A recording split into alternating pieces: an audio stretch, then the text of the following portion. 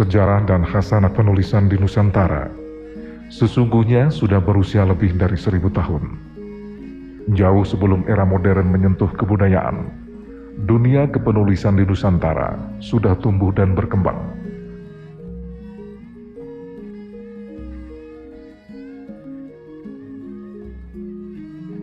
Dunia menulis kitab di negeri ini, terutama di Jawa, muncul beriringan dengan tumbuh dan berkembangnya bentuk-bentuk kebudayaan itu sendiri.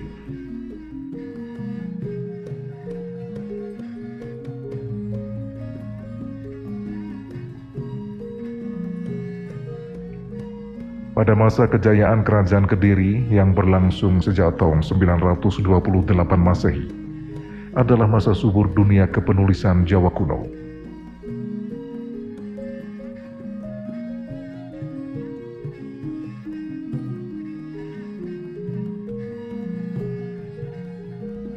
Pada saat itu dunia penulisan kitab benar-benar mendapat tempat yang terhormat dan sempurna.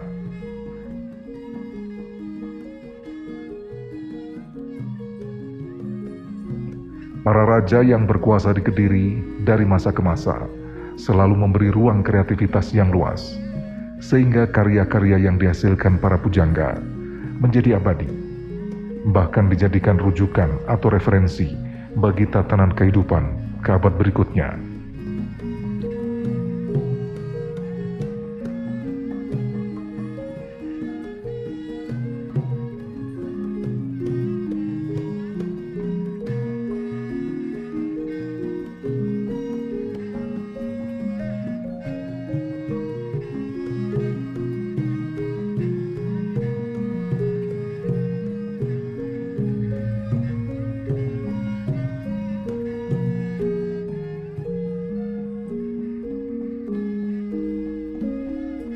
Di antara karya-karya sastra Jawa kuno, Kakawin Baratayuda adalah yang paling masyhur.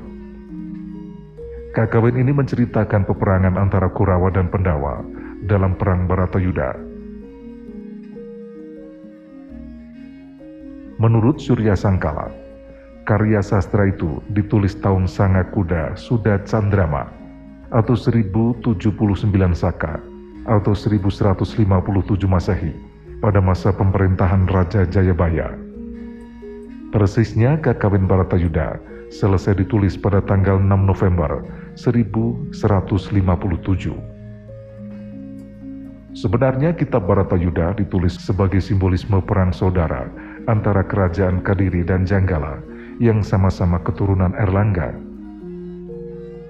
Keadaan perang saudara itu digambarkan seperti yang tertulis dalam kitab Mahabharata karya Empu Vyasa.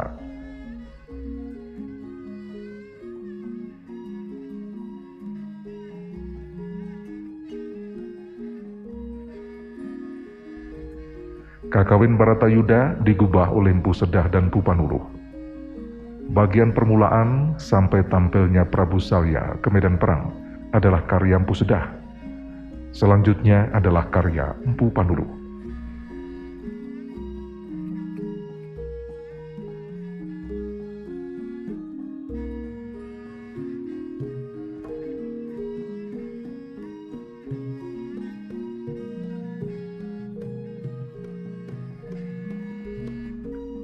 Sebuah karya sastra Jawa kuno yang menceritakan pernikahan Prabu Kresna dan penculikan calon istrinya, yaitu Rukmini. Dikisahkan Kresnayana yang secara harafiah berarti perjalanan Kresna ke negeri Kundina. Dewi Rukmini, putri Prabu Bismaka di negeri Kundina, sebenarnya sudah dijodohkan dengan Suniti, Raja negeri Cedi. Tapi ibu Rukmini, Dewi Pretukirti, lebih suka jika putrinya menikah dengan Kresna. Maka karena hari besar sudah hampir tiba, Suniti dan Jarasandha, pamannya, sama-sama datang ke Kundina. Pretukirti dan Rukmini diam-diam memberitahu Kresna supaya datang secepatnya. Kemudian Rukmini dan Kresna diam-diam melarikan diri. Kakawin Krisnayana ditulis oleh Empu Triguna pada saat Prabu Warsajaya memerintah di Kediri sekitar tahun 1104 Masehi.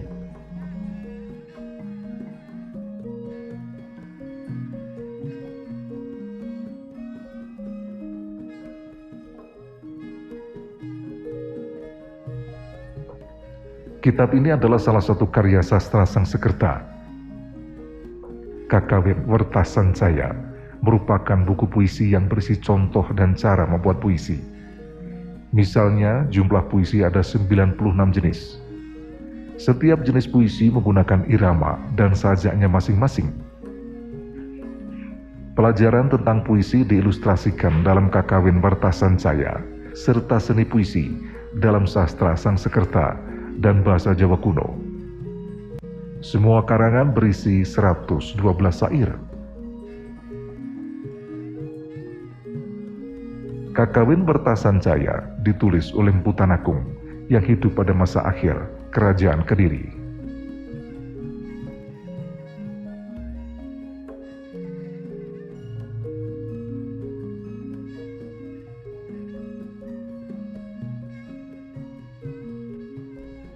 Kakawin Smaradahana adalah sebuah karya sastra Jawa kuno dalam bentuk kakawin yang menyampaikan kisah terbakarnya Batara Kamajaya. Ketika Batara Siwa pergi bertapa, dalam indranya didatangi musuh raksasa dengan rajanya bernama Nilarudraka. Begitu heningnya dalam bertapa, Batara Siwa seolah-olah lupa akan kehidupannya di Kayangan. Untuk mengingatkan Batara Siwa dan juga agar mau kembali ke Kayangan, maka oleh para dewa diutuslah Batara Kamajaya untuk menjemputnya.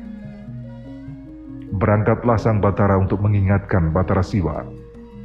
Dicobanya dengan berbagai panah sakti dan termasuk panah bunga, tapi Batara Siwa tidak bergeming dalam tapanya. Akhirnya dilepaskannya panah Panca Wisesa, yaitu hasrat mendengar yang merdu, mengenyam yang lezat, meraba yang halus, hasrat mencium yang harum, serta hasrat memandang yang serba indah.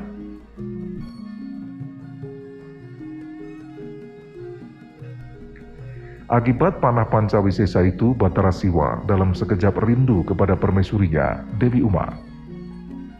Tapi setelah tahu bahwa hal itu karena perbuatan Batara Kamajaya, maka ditataplah Batara Kamajaya melalui mata ketiganya yang berada di tengah-tengah dahi.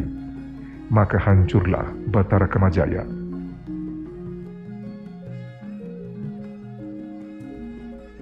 Dewi Ratih, istri Batara Kamajaya, melakukan bela pati dengan menjeburkan diri ke dalam api yang membakar suaminya.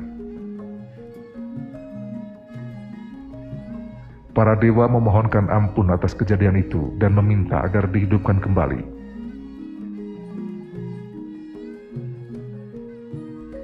Permohonan itu tidak dikabulkan, bahkan dalam sabdanya, jiwa Batara Kamajaya turun ke dunia dan masuk ke dalam hati laki-laki, sedangkan Dewi Ratih masuk ke dalam jiwa perempuan.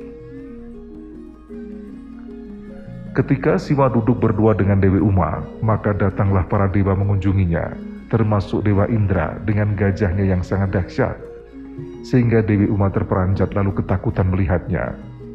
Itu yang menyebabkan Dewi Uma melahirkan putra berkepala gajah yang diberi nama Ganesha. Dalam kitab Smaradahana itu disebut nama Raja Kediri Prabu Kameswara yang merupakan titisan Wisnu yang ketiga kalinya, dan permaisurinya adalah Sri Kirana. Penulis Kakawin Smaradahana adalah Empu Darmaja.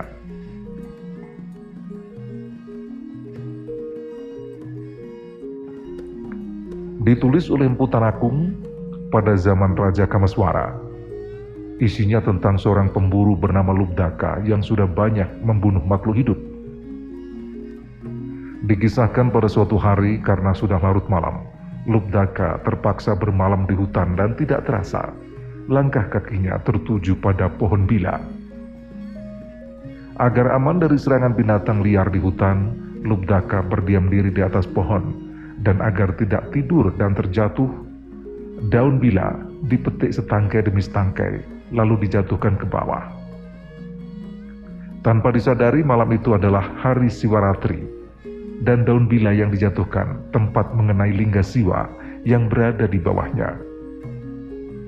Pada malam itu Lubdaka menyadari dan menyesali perbuatan dosanya, lalu berjanji akan menghentikan pekerjaannya sebagai pemburu. Mulai saat itulah Lubdaka berhenti menjadi pemburu dan beralih menjadi petani, bahkan mengatakan kepada keluarganya untuk berhenti melakukan dosa dan mulai bertobat. Setelah meninggal dunia, arwah Lubdaka disambut oleh para Cikrabala, disiksa dan akan dimasukkan ke neraka atas dosa-dosanya. Pada saat itulah Dewa Siwa datang dan membebaskan Lubdaka. Lalu terjadi dialog sengit antara pasukan Cikrabala dengan Dewa Siwa. Pasukan Cikrabala berkewajiban membawa Lubdaka ke neraka karena harus bertanggung jawab pada perbuatan dosanya. Dewa Siwa kemudian menjelaskan, Lubdaka sudah membuat penebusan dosa dengan terjaga semalaman sambil menyesali dosa-dosanya dan bertobat tidak melakukan perbuatan dosa lagi, sehingga Lubdaka berhak mendapat pengampunan. Lubdaka lalu dibawa ke Siwaloka, sehingga batal masuk neraka.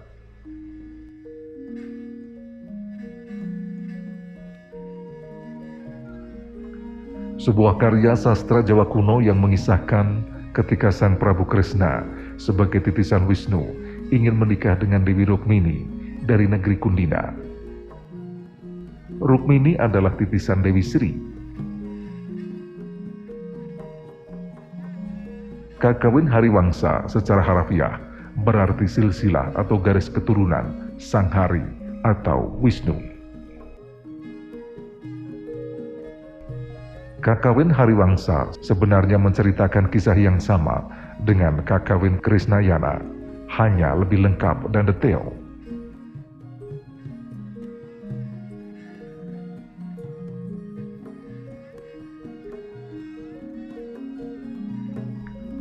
Kakawin lainnya adalah Arjuna Wiwaha karya Mpu Kanwa yang ditulis dalam bahasa Kawi pada zaman Airlangga.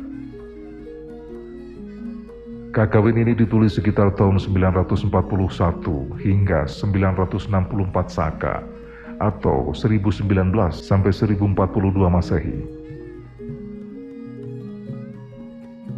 Dalam kitab Arjuna Wiwaha, sosok Arjuna diibaratkan sebagai Erlangga. Karena populernya cerita ini, berkali-kali ditulis ulang dengan berbagai judul berbeda, misalnya Mintaraga atau Bagawan Ciptani.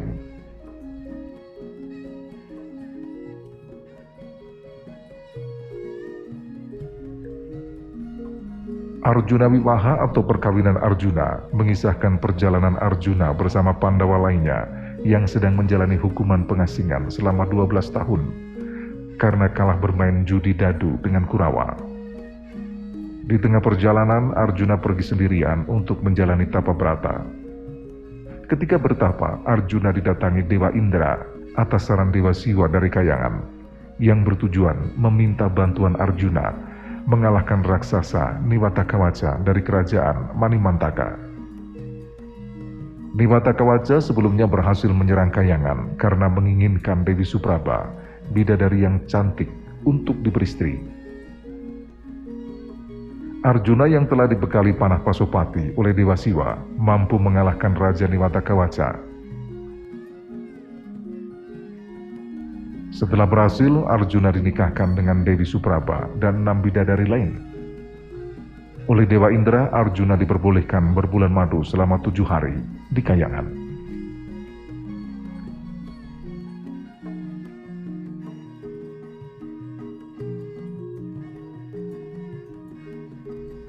Mahabharata adalah epik India yang menceritakan pertikaian antara keturunan Raja Bharata dari Hastinapura, yakni Pandawa sebagai pihak kebaikan, melawan Kurawa sebagai pihak kebatilan.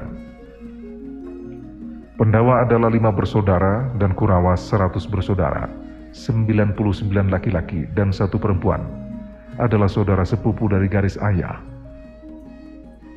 Peperangan antara mereka dikenal dengan nama Bharatayuddha alias peperangan antara keturunan Bharata yang berlangsung di lapang Kurukshetra dan dimenangkan pihak Pandawa.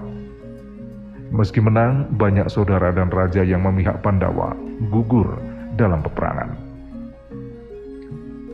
Kitab Mahabharata dianggap sebagai kitab suci Weda kelima setelah Rigveda, Yajurveda, Samaveda, dan Atharvaveda.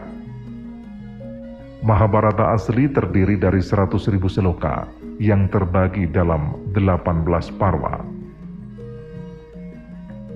Sebagai karya sastra, kitab Mahabharata berkaitan dengan kenyataan sehari-hari rakyat ketika itu. Juga tersimpan ajaran moral, etika politik, persaingan antar keluarga dalam memperebutkan tahta, akibat keserakahan dan peperangan, hingga kisah asmara.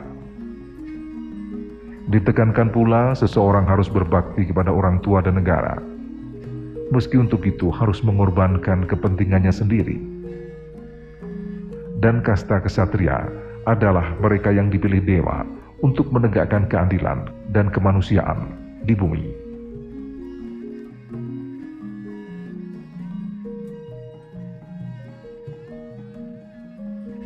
Kakawin Gathotkaca adalah satu karya Mpu Panuluh, kitab peninggalan kerajaan Kediri.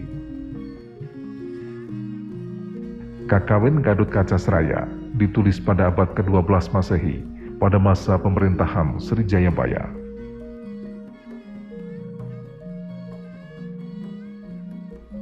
Kakawin ini menceritakan tentang perkawinan Abimanyu, putra dari Arjuna, dengan Siti Sundari.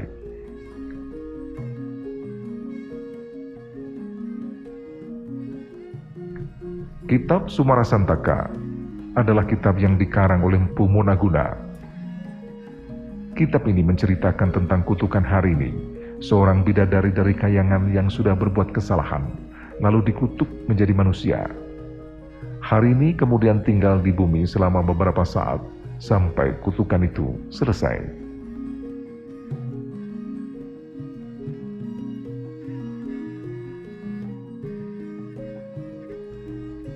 Keberadaan Kakawin itu memberikan bukti Nusantara merupakan negara yang kaya budaya, salah satunya dalam budaya tulisan yang melahirkan karya-karya sastra klasik dan abadi.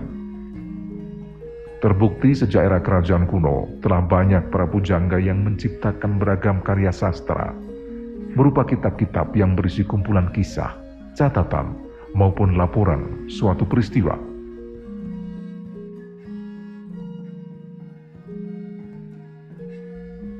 Pada masa itu, sastra kuno yang dituangkan oleh para pujangga ditulis di atas daun lontar dengan gaya penulisan berupa rangkaian syair yang sangat indah, di mana syair-syairnya berisi doa atau puji-pujian bagi dewa maupun para raja.